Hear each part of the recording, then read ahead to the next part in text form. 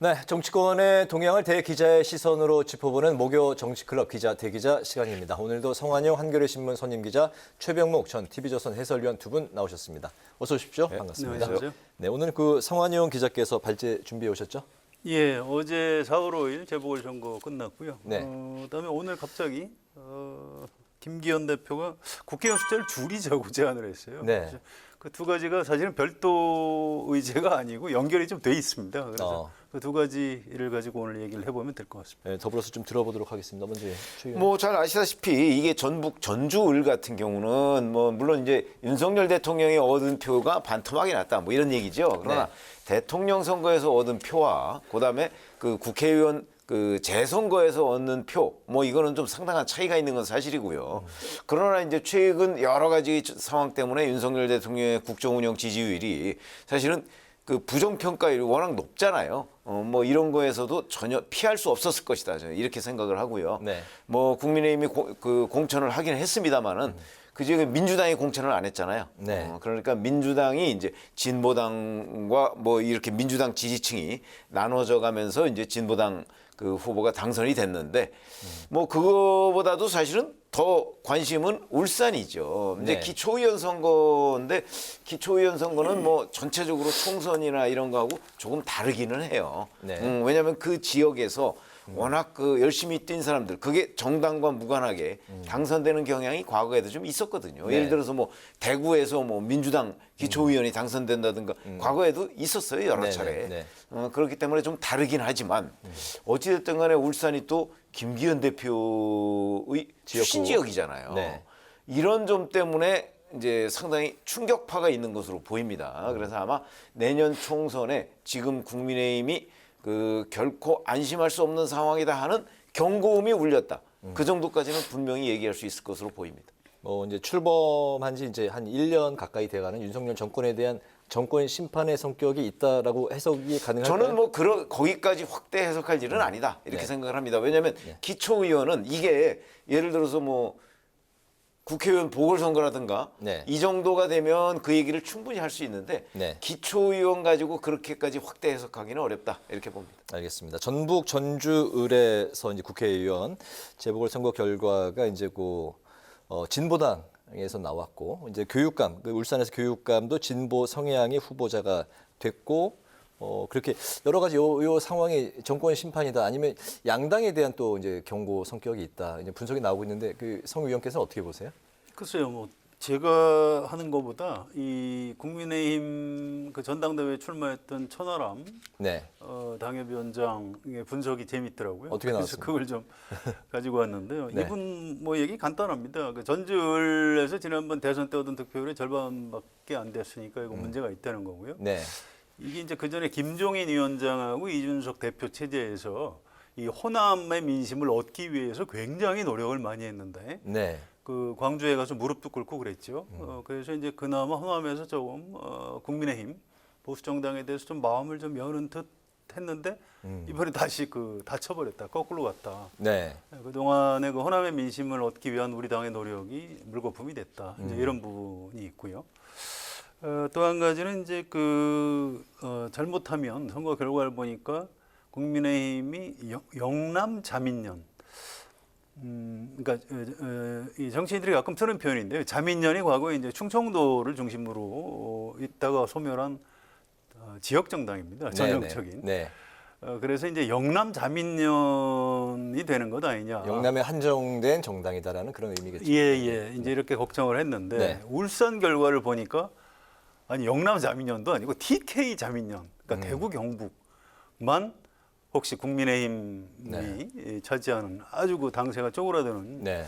혹시 그렇게 총선 결과가 나오지 않겠는가라고 걱정이 된다. 이렇게 해서 아주 그 당 지도부가 정신 차려야 된다. 이런 경고를 오늘 아주 세게 내놨더라고요. 네, 그 민주당 쪽에서는 어떻게 좀 그 이번에 그걸 빨간 좀 뭐 경고등이 들어왔다라고 해석될 만한 그 소지가 그런 건 있습니까? 별로 없습니다. 이제 전주을에도 후보 공천을 안 했기 때문에 네. 거기 임정희 후보가 전에 이제 민주당이었다가 탈당해서 무소속으로 나왔는데 뭐 민주당 안에서도 그렇게 크게 기대를 하지는 않았다고 합니다. 그래서 알겠습니다. 민주당도 뭐 자기들이 이겼다고 할 처지는 못하고요. 다만 이제 국민의힘 지금 집권 여당에 대한 뭐 일종의 그 경고음이 켜졌다 이런 정도로 해석하는 것 같습니다. 알겠습니다.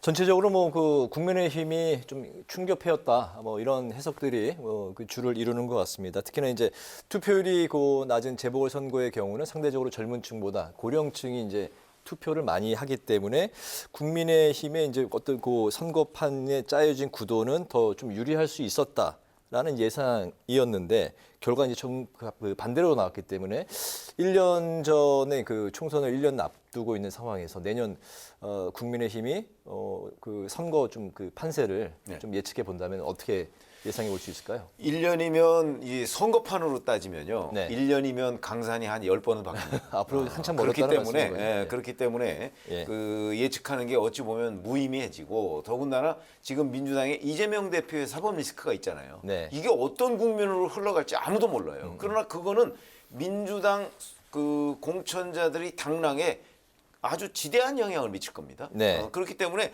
그게 지금 명확해지지 않는 상황에서 내년 총선을 예측한다는 건 이제 제가 아까 무의미 얘기를 했는데 그럼에도 불구하고 국민의힘으로서는 지금 전당대회 한지 지금 한 달밖에 안 지났어요. 네. 그런데 국민의힘의 대표에 대한 뭐 이런저런 여러 가지 논란 있죠. 있고 그다음에 또 하나는 윤석열 대통령에 대한 국정운영 지지율의 긍정평가, 부정평가 아직도 부정평가율이 긍정평가의 거의 2배 가깝습니다. 그렇죠. 네. 이런 거는 굉장한 위기인 것이죠. 이건 뭐 1년 남았다든지 뭐 6개월 남았다든지 이런 차원의 문제가 아니고 국정운영의 동력을 확보하기가 쉽지가 않다. 그런 점은 저는 지금 집권당이 인정을 해야 된다고 생각하고요. 네. 만약 이런 상태가 계속되면 뭐 이재명 대표의 사법 리스크도 현재의 상황에서 그냥 계속 진행이 되고 이렇다면 내년 총선에서 국민의힘이 집권당으로서 힘을 발휘하기가 어마어마하게 어려워진다. 이것도 분명하게 자각을 해야 되는 거죠. 그런 점에서 본다면 이것을 굳이 떼서 뭐 내년 총선에 적신호가 켜졌다 이렇게 얘기하기는 저는 섣부르지만 네. 현재 처하고 있는 윤석열 대통령의 국정운영 지지율이나 집권당의 여러 가지의 현상들 이것만 봐도 내년 총선이 그렇게 그 집권당이 그 안심할 정도는 전혀 아니다. 이 정도는 충분히 얘기할 수 있을 것으로 보입니다. 네, 지금 현재로서 이제 이번 그 재보궐 선거 결과도 그렇고 국민의힘을 둘러싼 여러 가지 그 정치적 환경 상황이 총선 1년여 앞둔 상황에서 결코 전망이 밝지 않다는 말씀을 하신 것 같습니다. 지금으로선 그런데요. 네. 뭐 앞으로 잘 하겠죠. 뭐 지금 이대로 선거 치를 수 있겠습니까? 그래서 이제 이렇게 경고를 받으면 열심히 해야 되는구나 해서 이제 윤석열 대통령하고 이제 김기현 대표 이쪽에서 좀 각성을 하고 이제 중도층을 향해서 메시지를 좀 내고 네. 또 야당하고 좀 그 대화도 하고 예, 국민 통합적으로 가면 뭐 지지율이 다시 올라갈 수 있다고 봅니다. 그래서 뭐 그렇게까지 크게 걱정할 일은 아닌 것 같고요. 근데 선거라는 게 물론 이제 잘하면 이기고 잘못하면 지는 겁니다. 당연한 건데 한 1년 정도 남은 상태에서 지금 총선 예측하는 거는 너무 섣불러요. 그러니까 2020년 총선을 한번 생각을 해보십시오. 21대 총선. 네. 그때 이제 문재인 정부가 다 심판받을 거라고 했어요. 왜냐하면 2019년에 이른바 조국 사태, 이른바 내로남불 네. 뭐 이것 때문에 광화문에서 이제 보수우파 시민들이 많이 모여서 집회를 하고 그랬죠. 그런데 이제 코로나가 갑자기 터진 겁니다. 네. 그래서 그때 이제 황교안 대표 체제 자유한국당 당명을 나중에 이제 미래통합당으로 통합당. 바꿨죠. 네. 이제 코로나가 터졌으니까 이제 드디어 기회가 왔다. 이제 이 기회에 문재인 정권을 혼내주자. 이렇게 해서 이제 코로나 총선을 치렀는데 결과는 어떻게 됐죠? 정반대로 나타난 겁니다. 이게 이 지구적 차원의 재앙인데 이걸 가지고 국내 총선에 이용해 먹으려고 하는 야당이 이제 오히려 심판을 받은 거죠. 그래서 이거 알 수 없는 거고요. 이번 총선도 내년에 이런 변수가 있어요. 부산 엑스포 2030년 이제 우리가 유치 경쟁에 들어갔는데 지금까지 사우디아라비아 리야드에 많이 뒤져 있었는데 최근에 분위기가 많이 바뀌었다고 합니다. 네. 그래서 11월에 결정이 되는데 많이 따라잡았다고 해요. 그래서 만약에 여기서 이제 현재 승산이 있는 그 정도인데 만약에 여기서 역전에 성공을 한다면 네. 또 이제 우리가 과거에도 이제 역전의 명수거든요. 올림픽도 그렇고 예. 월드컵도 그렇습니다. 그래서 이 그 대규모 엑스포를 역전 끝에 가져온다. 그러면 이건 윤석열 대통령하고 이제 현 여당 이 4월 총선에서 엄청난 프리미엄 2030 부산 엑스포, 그렇습니다. 부산 세계 엑스포 그런 것들 유치. 그 결정이 언제 나죠? 올 11월에 11월. 11월 달에 네. 나게 되어 있고요. 네. 아무튼 이거 말고도 이제 윤석열 대통령이 이제 국정 성과를 잘 내면 국정 지지율이 올라갈 거고요. 또 이제 아까 최 의원 말씀하셨듯이 그 이재명 민주당 대표의 그 재판이 어떻게 되는지 네. 뭐 변수가 너무 많기 때문에 지금부터 총선 얘기하는 거는 좀 너무 섣부른 것 같습니다. 알겠습니다. 뭐 1년이 앞으로 이제 뭐 대장정이 지금부터 이제 시작이다 이제 보면 될 그러나 것 이제 같고요. 그 우리가 쉽게 이런 건 얘기할 수가 있어요. 어떤 겁니까? 그러면 쓸 수 있는 카드가 네. 여당에 많으냐 야당에 많으냐. 그거는 압도적으로 여당이 많아요. 뭐잘 아시다시피 지난 총선에서 코로나 사태가 딱 터지니까 네. 갑자기 재난지원금 얘기가 나왔어요. 그렇죠? 전 국민한테 100만 원씩 준다. 가구당. 네. 과거에 우리가 상상이나 할 수 있었습니까? 그 아마 그런 얘기 나오면 곧바로 무슨 포퓰리즘이냐, 뭐 나라 망한다 이렇게 그 지적을 받았을 거예요. 네. 근데 코로나라는 이 그 전 세계적 재앙 때문에 그리고 외국에서도 그런 일이 있고 네. 그러다 보니까 그거를 집권당이 쓴 거예요. 이런 것들이 영향을 미친다는 거죠. 그런 알겠습니다. 점에서 본다면 네. 저는 쓸 수 있는 카드는 집권당이 훨씬 많다. 그거는 분명하다 이렇게 말씀을 드립니다. 곳간에 키를 쥐고 있는 아니 꼭 곡간을 푼다는 의미보다도 여러 가지 카드라는 의미에서는 카드를 아무래도 여러 가지를 집권 집권 여당이 많이 압도적으로 가지고 유리할 있다는 수밖에 없는 상황이다. 알겠습니다. 다음 주부터 이제 선거제도 개편을 위해서 국회 전원위원회 논의가 이제 시작이 됩니다. 국회의원 이제 한 100명이 이제 발표를 할 것으로 전해지고 있는데 그런 가운데 이제 김기현 국민의힘 대표가 오늘 의원 정수를 30명 정도 줄이자 이런 거 제안을 했습니다. 일단 뭐 어떤 셈법이 좀 깔려 있는 건지 들어볼까요? 셈법이 아니고요. 네. 이제 국면 전환형이죠. 아까 처음에 제가 그래서 연결돼 있는 의제라고 한 겁니다. 울산이 이제 자기 지역군데 거기서 패배했잖아요. 울산 네. 시장까지 하셨는데 이제 시선 돌리기를 하는 거죠. 우리 이제 국회의원 30명 이상 줄이겠다 이런 식으로요. 어제 그러면 그 선거 결과에 대한 게 그 반영이 좀 된 건가요? 물론입니다. 그거를 국민의힘 의원들도 부정을 하진 않아요. 지금 뭐 당 지지도도 낮고 네. 전당대회 효과도 없고 또 재보선까지 지금 패배를 했는데 뭐 우리가 좀 의제를 좀 다른 얘기를 던져야 되는 것 아니냐. 그래서 미리 준비를 했다고 합니다. 네. 근데 이게 묘한 게요. 지도부의 최고위원들하고는 얘기를 안 했다고 그래요. 최고위원들이 오늘 비공개 회의에서 처음 들은 얘기라고 하고요. 또 의원들도 무슨 얘기인지 잘 몰라요. 이게 의원 숫자 줄이겠다는 얘기를 미리 하면 의원들은 난리가 나게 돼 있거든요. 네. 지금 어디를 줄이겠다고 얘기를 안 하고 있습니다. 의도적으로 그러는 것 같고요. 다만 재보궐선거 전부터 여의도 연구원장 박수영 네. 의원 연구원장. 예. 또 이철규 사무총장 이런 사람들만 김기현 대표하고 좀 의논을 했다고 합니다. 그래서 이제 재보궐선거 결과 나온 다음 날 아침에 전격적으로 던진 거죠. 그런데 이 국면 전환 카드도 너무 뻔히 속이 보이기 때문에 이게 효과가 있을지 잘 모르겠어요. 지금 엄청나게 욕을 먹게 돼 있습니다. 이게 사실 이게 반정치주의 포퓰리즘이에요. 국민들이 이제 정치하고 국회의원에 대해서 반감이 많죠. 그걸 이용해서 우리는 이제 국회의원을 오히려 줄이겠다 이렇게 얘기를 하는 겁니다. 이게 정치학자들이나 전문가들은 의원 정수를 오히려 좀 늘려서 비례성하고 대표성을 높여야 된다라고 얘기하는 사람이 많습니다. 그런데 김기현 대표가 이제 의원 정수를 줄이겠다 이렇게 치고 나갔는데 이게 이제 10일부터 시작하죠. 전원위원회에서도 이 국민의힘 의원들의 입을 좀 묶는 그런 안 좋은 효과로 작용할 것으로 예상이 됩니다. 네, 어제 그 재보궐 선거의 결과도 이제 반영이 된 여러 가지 이제 그 정치적인 의도가 이제 깔렸다.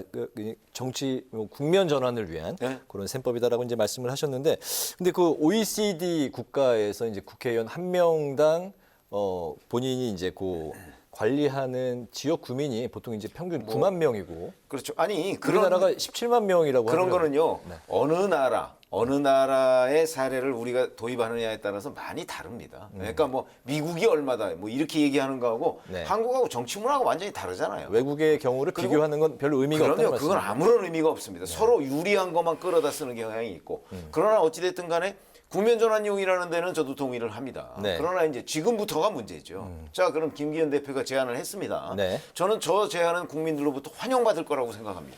그렇죠?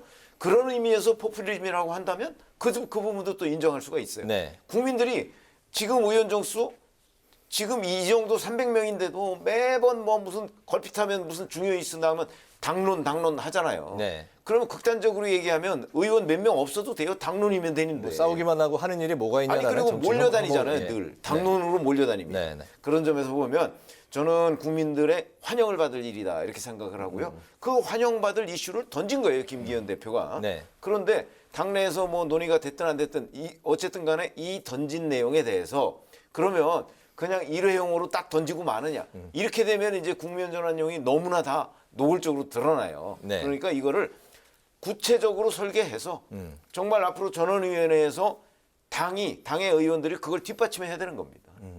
그렇게 될 때 많은 국민들은 아마 지지를 보낼 거라고 저는 생각하거든요. 네. 그러나 궁극적으로 될지 안 될지는 예측하기 어려워요. 네. 저는 뭐 궁극적으로는 안 될 거라고 보긴 하지만 어쨌든 간에 김기현 대표가 제안을 했기 때문에 진정성을 가지고 밀어야 된다.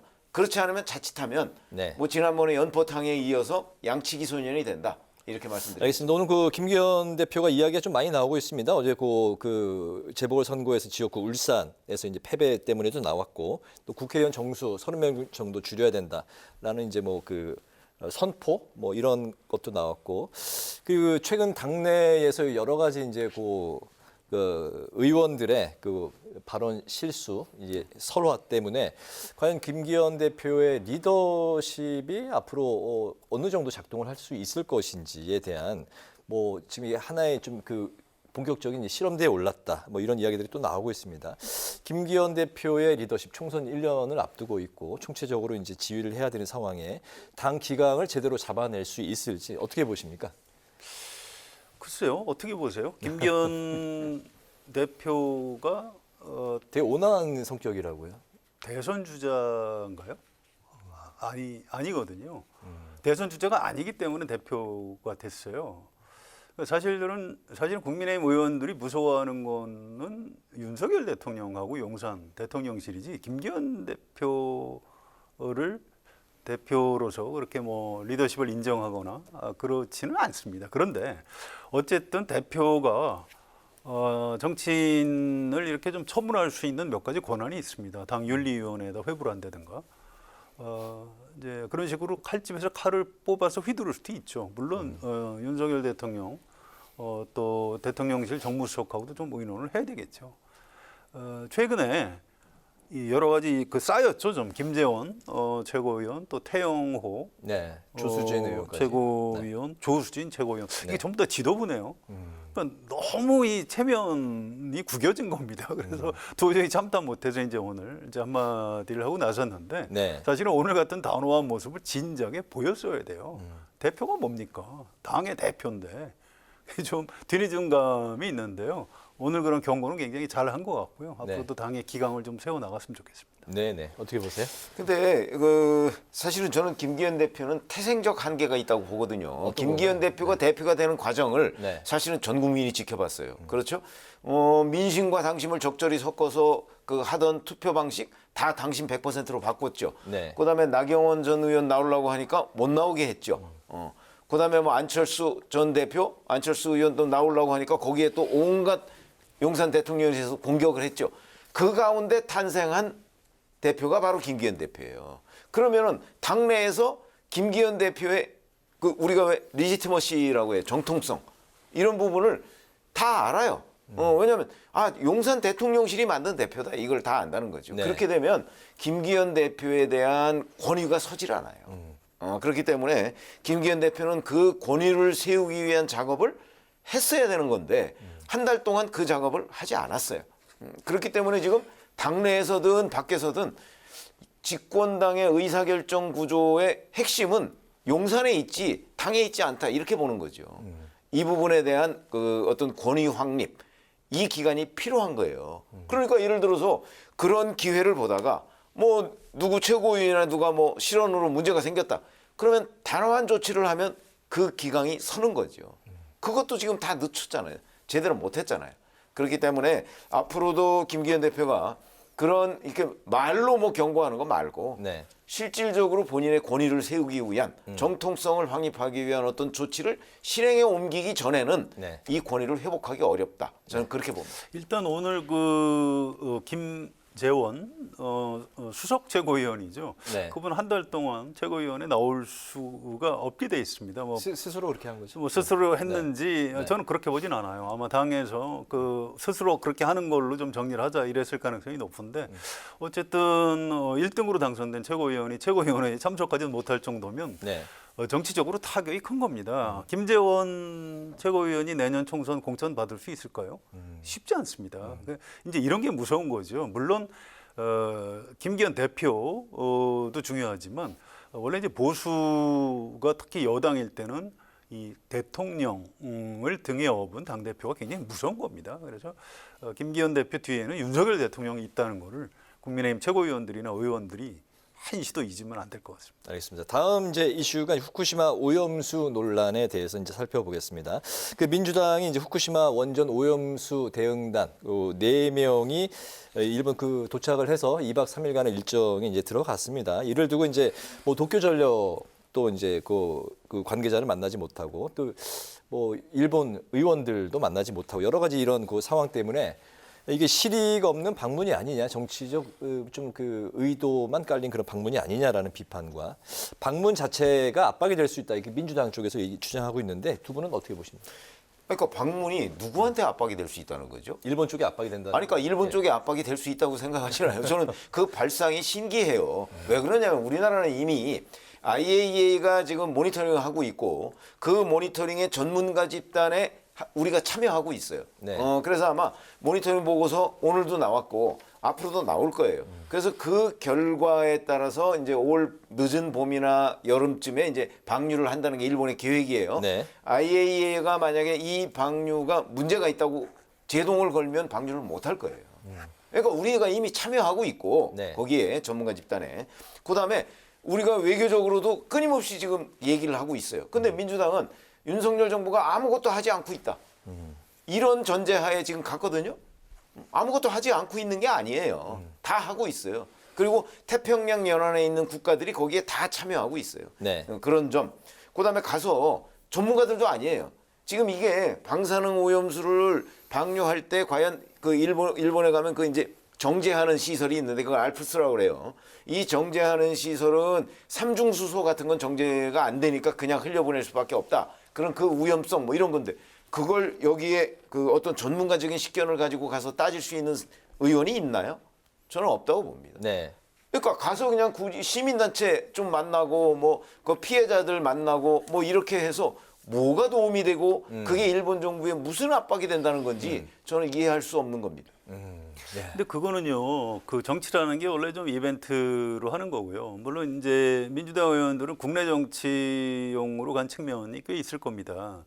그런데 어쨌든 일본 언론에서도 한국의 야당 의원들이 와서 뭐 이런저런 뭐 압력을 행사하고 갔다라고 이제 알려지게 돼 있는 거예요. 이거는 저는 좀 역할 분담으로 했으면 좋겠어요. 우리 정부나 여당에서도 민주당을 뭐 이렇게 욕을 할 게 아니고 네. 참 야당이 이렇게까지 반대하는데 그나마 우리가 중심을 잘 잡고 하고 있으니 일본 정부 당신들 똑바로 하시오. 뭐 이런 식의 카드로 활용할 수 있는 여지가 있을 겁니다. 그래서 네네. 이걸 꼭 그렇게 또 야당 의원이라는 게 이런 중요한 이슈에 대해서 뭔가 역할을 하고 싶어 해요. 그래서 뭐 그냥 그런가 보다 하고 이렇게 넘기면 될 그런 사안인 것 같습니다. 너무 욕먹을 사안은 아니다. 예, 그렇지는 않습니다. 알겠습니다. 이제 그 마무리할 시간이 됐는데 두 분의 그 마지막으로 한 줄 논평 들어보겠습니다. 먼저 그 성 기자님부터 들어볼까요? 네. 예, 조금 튀는 한 줄 논평을 하고 싶은데요. 예, 뭔가요? 의원들이 국회의원 숫자를 늘리는 거에 대해서 이제 국민들이 반대한다는 이유로 가만히 있어요. 사실은 이제 자기들도 안 늘렸으면 좋겠다. 현역 의원들은 그런 겁니다. 왜? 나는 다음에 당선될 수 있을 것 같고. 또 의원 숫자를 늘리면 네. 이게 또 세비 깎자는 얘기.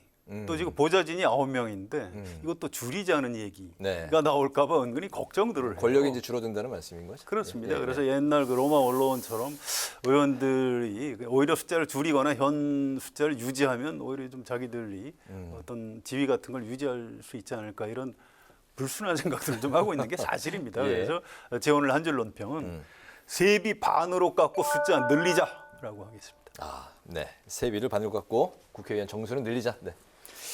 자, 지금까지 김기현 대표 얘기를 저희가 했는데 김기현 대표의 아까 태생적 한계를 지적했죠. 바로 대통령실이 어떻게 보면 만들어준 집권당의 대표였다 네. 하는 점 때문에 제가 정통성이 약화됐다 이런 말씀을 드렸죠. 그래서 오늘 한 줄 논평은 대통령실이 만든 대표의 한계로 하겠습니다. 네, 뭐 둘 다 뭐 김기현 대표랑 관련이 있는 오늘 한 줄 논평을 들어봤습니다. 이제 그 목요 정치클럽 기자 대기자 마칠 시간이 됐습니다. 오늘은 최병묵 전 TV조선 해설위원, 성환영 한겨레 신문 선임 기자와 함께 4.5 재보궐선거 결과를 비롯해서 지도부의 일단 실언 논란으로 국민의힘이 겪고 있는 위기를 중심으로 그리고 의원수 감축 카드를 꺼내든 김기현 대표 이야기까지 오늘의 전국 현안을 두루두루 살펴봤습니다. 오늘 두 말씀 잘 들었습니다. 감사합니다.